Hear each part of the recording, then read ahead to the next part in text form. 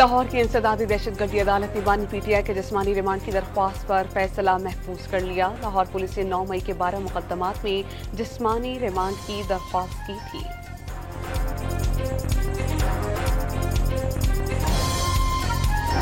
हुकूमत का पाकिस्तान तहरीक इंसाफ पर पाबंदी आयद करने का फैसला। आरिफ अलवी, बानी पीटीआई और कासिम सूरी के खिलाफ आइन के आर्टिकल 6 के तहत मुकदमा चलाने का ऐलान।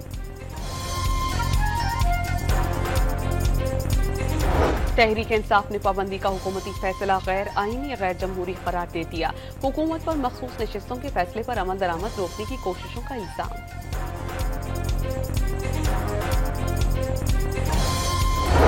और मुल्क के मुख्तलिफ शहरों में आज मुहर्रम उल हराम की मुनासबत से जुलूस और मजालिस का एहतमाम।